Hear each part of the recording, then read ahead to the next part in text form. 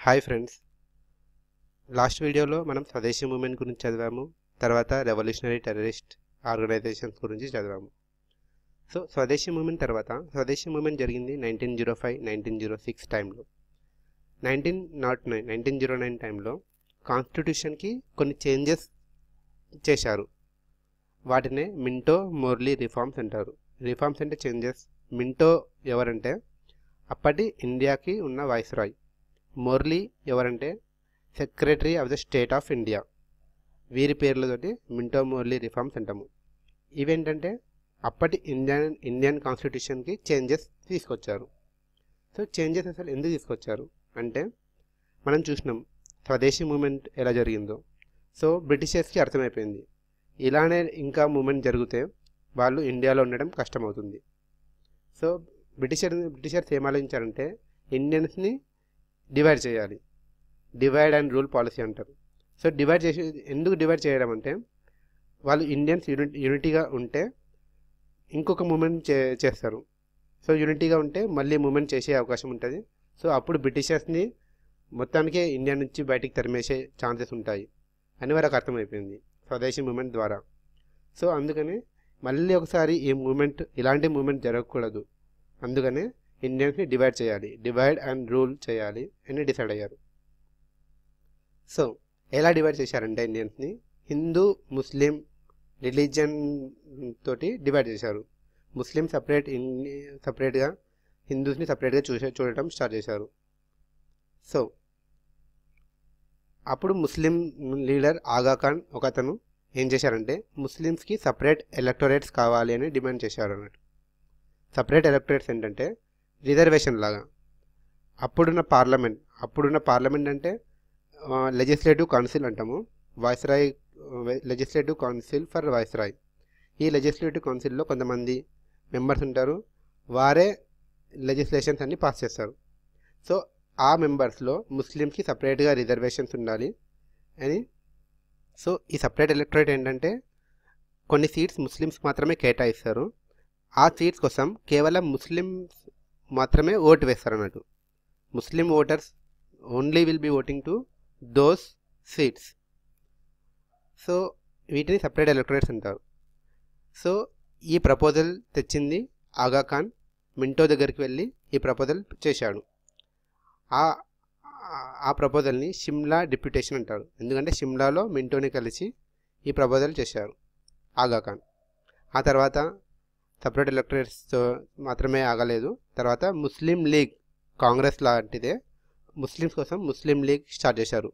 Start చేసిన members ఎవరంటే ఆగా ఖాన్ ఒకతను, తర్వాత నవాబ్ సలీముల్లా ఆఫ్ ఢాకా, మొహసిన్ ఉల్ ముల్క్, వకార్ ఉల్ ముల్క్, వీరందరూ కలిసి ఒక ముస్లిం లీగ్ని స్టార్ట్ చేశారు. తర్వాత ఈ మింటో మోర్లీ రిఫార్మ్స్ ఏంటి, ఈ ఏం చేంజెస్ తీసుకొచ్చారు కాన్స్టిట్యూషన్కి అంటే ఫస్ట్ చేంజ్ ఏంటంటే నాన్ అఫీషియల్ మెజారిటీ తీసుకొచ్చారు in provincial councils. Provincial councils అంటే అసెంబ్లీస్ లాగా. మనకి ఇప్పుడు స్టేట్లో అసెంబ్లీస్ ఉంటాయి అండ్ సెంట్రల్ లెవెల్లో పార్లమెంట్ ఉంటుంది కదా. సో స్టేట్ లెవెల్ అసెంబ్లీస్ని ప్రొవిన్షియల్ కౌన్సిల్స్ అంటాము అండ్ పార్లమెంట్ని ఇంపీరియల్ లెజిస్లేటివ్ కౌన్సిల్ అంటాము. సో ఈ స్టేట్ లెవెల్ అసెంబ్లీస్ ప్రొవిన్షియల్ కౌన్సిల్స్లో నాన్ అఫీషియల్ మెజారిటీ తీసుకొచ్చారు. నాన్ అఫీషియల్ మెజారిటీ అంటే ఎవరు? నాన్ అఫీషియల్స్ అంటే ఎవరు? ఇండియన్స్. అఫీషియల్స్ అంటే బ్రిటిషర్స్ అఫీషియల్ పర్సన్స్, వాళ్ళు కొంతమంది ఉండేవారు, ఇండియన్స్ కొంతమంది ఉండేవారు.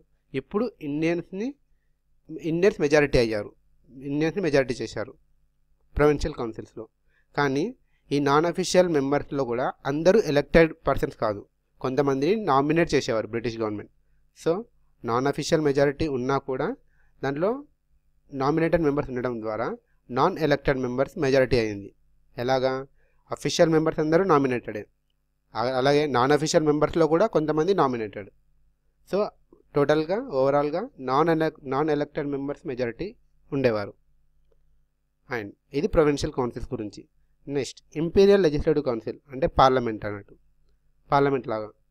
సో దాంట్లో అఫీషియల్ మెజారిటీ కంటిన్యూ అయింది, దాంట్లో ఏం చేంజెస్ తీసుకురాలేరు.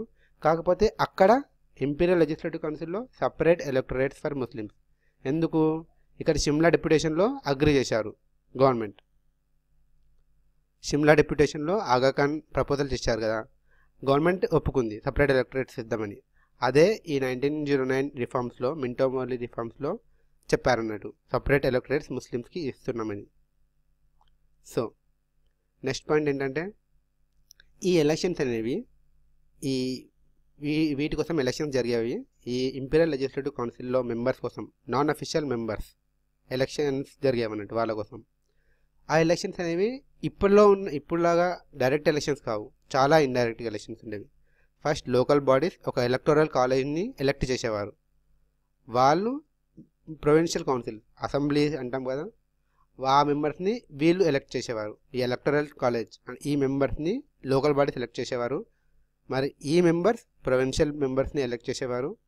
ఈ provincial council members imperial legislative council మెంబర్స్ని ఎలక్ట్ చేసేవారు. ఇంత ఇండైరెక్ట్ ప్రొసీజర్ ఉండేది.